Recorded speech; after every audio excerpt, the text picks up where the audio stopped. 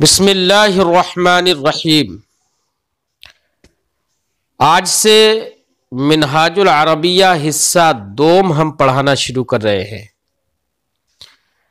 جس کا درس نمبر 1 ہے مؤنث اسماء اشارہ۔ بیٹا ہم نے منہاج العربیہ اول میں بھی آپ کو بتایا، اسماء اشارہ یہ اسم اشارہ کی جمع ہے۔ اسم کسی بھی ناؤن کو بھی کہتے ہیں، اشارہ تو اسم اشارہ اس اسم کو کہتے ہیں کہ جس اسم کے ذریعے یا جس لفظ کے ذریعے سے کسی چیز کی طرف اشارہ کیا جائے۔ جیسے ہم اردو میں کہتے ہیں یہ کتاب ہے، وہ قلم ہے، وہ لوگ ہیں، ہے نا، وہ عورت ہے، وہ لڑکا ہے، یہ لڑکی ہے، یہ بولتے ہیں نا۔ تو جو لفظ یہ ہے وہ ہے، یہ اردو میں اشارہ ہے، اس میں اشارہ۔ عربی میں بھی اس کے لیے الفاظ آتے ہیں، جیسے یہ کے لیے ہاذا اور ہاذہ، بس فرق اتنا ہے، ہاذا کوئی مذکر یعنی میل ہے اور قریب میں ہے تو اس کے لیے ہاذا کا استعمال کرتے ہیں، اور ہاذہ یعنی جس چیز کی طرف ہم اشارہ کر رہے ہیں وہ مؤنث ہے یعنی فیمیل ہے اور قریب میں ہے تو اس کے لیے ہم ہاذہ کا استعمال کریں گے۔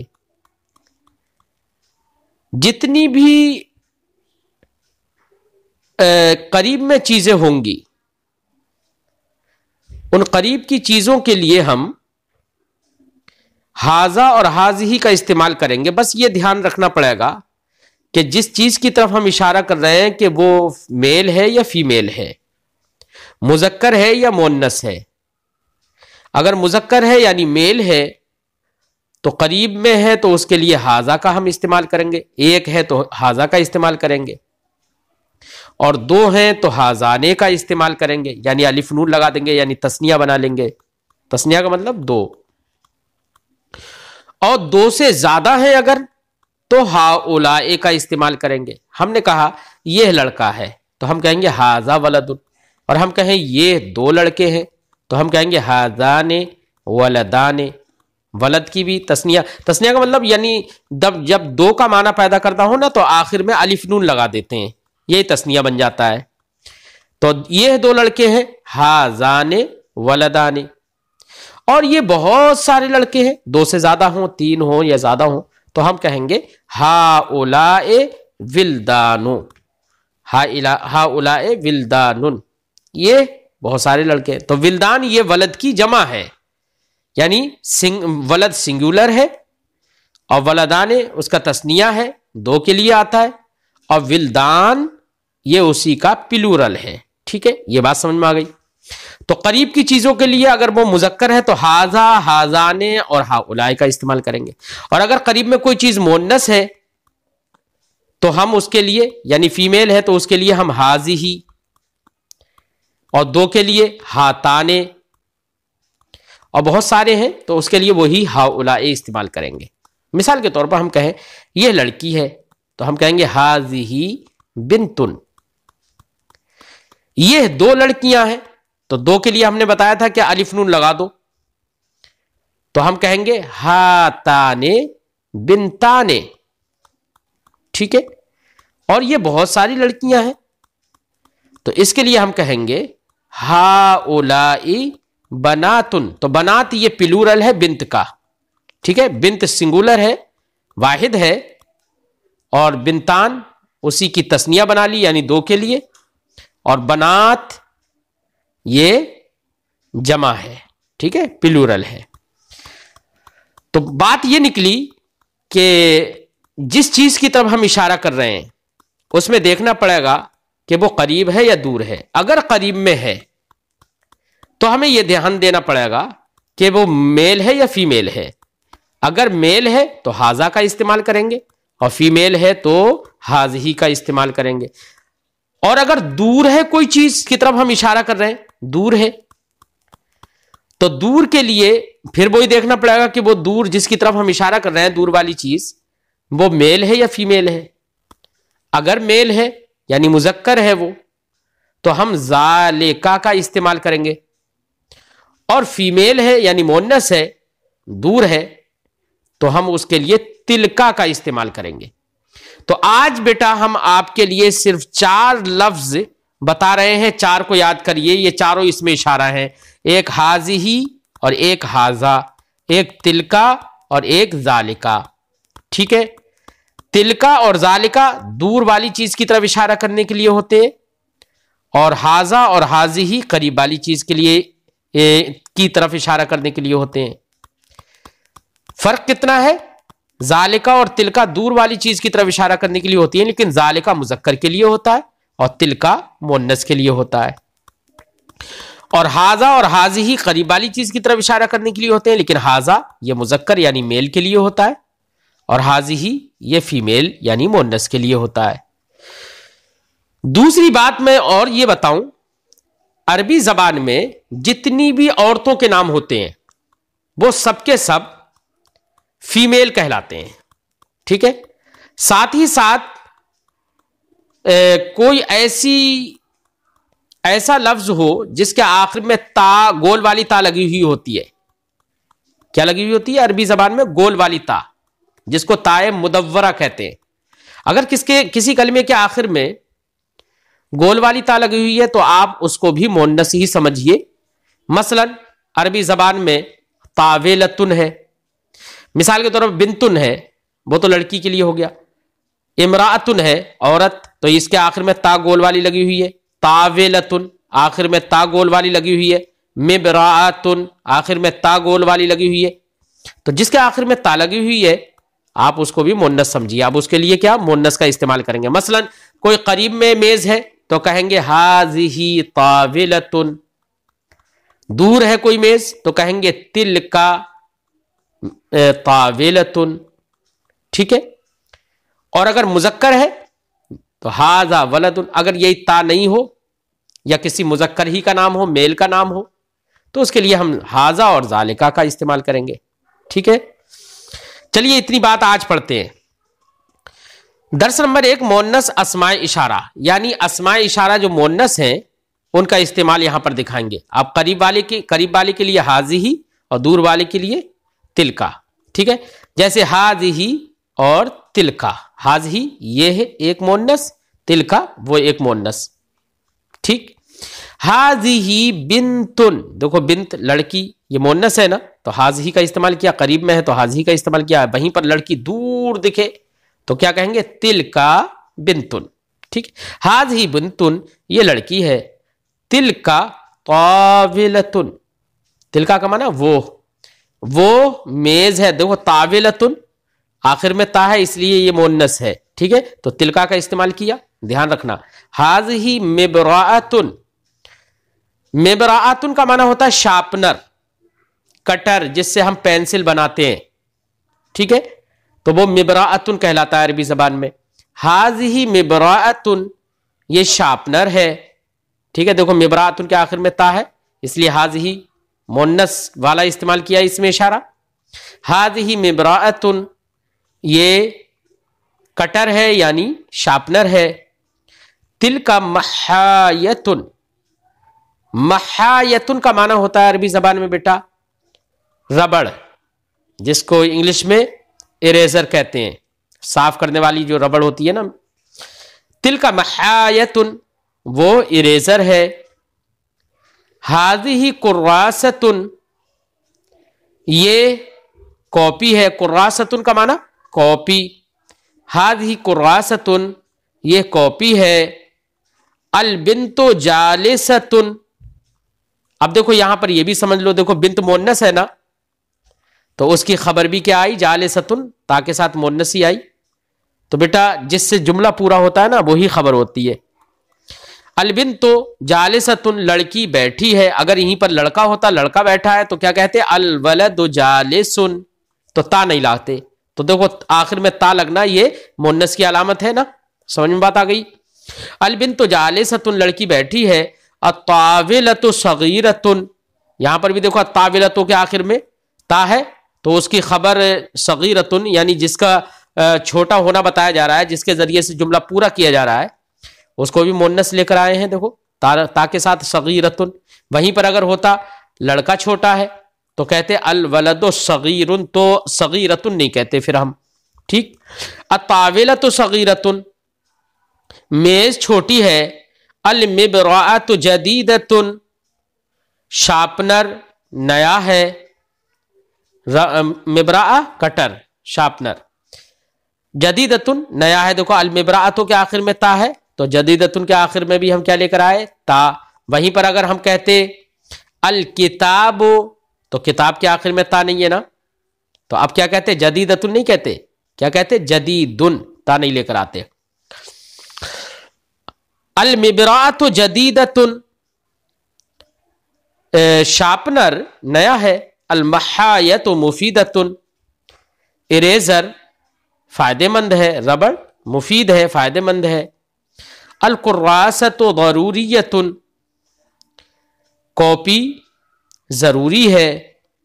ہاذہ البنت جمیلۃ، ہاذہ البنت یہ لڑکی، جمیلۃ خوبصورت ہے.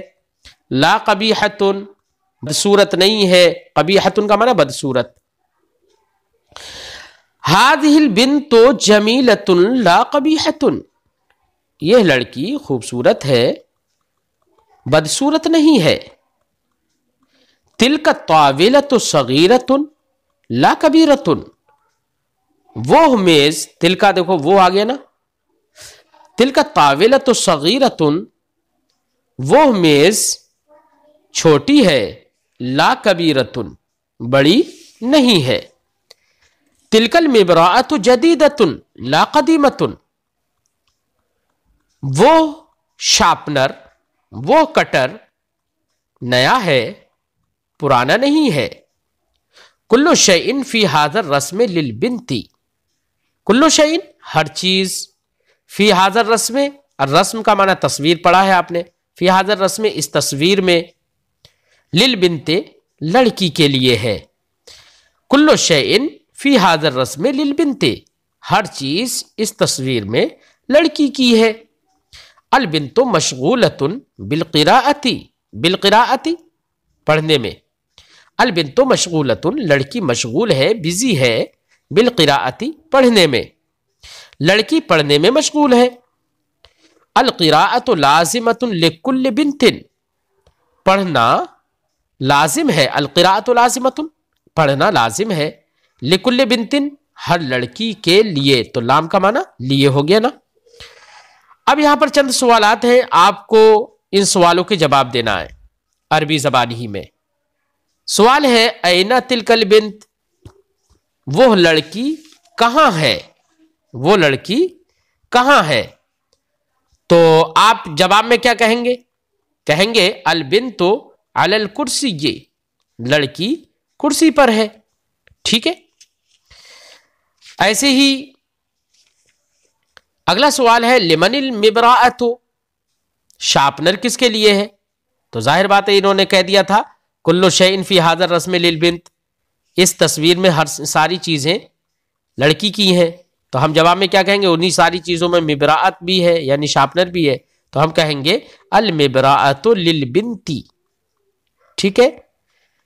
لمن الکراسہ، کاپی کس کے لیے؟ جواب میں وہی کہیں گے الکراسۃ للبنت. کیف تلک المبراۃ، وہ شارپنر کیسا ہے؟ جواب میں کہیں گے المبراۃ جدیدۃ، یا کہیں گے تلک المبراۃ جدیدۃ، وہ شارپنر نیا ہے. لا قدیمۃ پرانا نہیں ہے. این الطاولۃ، کرسی کہاں ہے؟ وہ میز کہاں ہے؟ تو ظاہر بات ہے میز کہاں ہے؟ زمین پر ہی ہوگی نا. تو کہہ دیں گے الطاولۃ علی الارض، میز زمین پر ہے.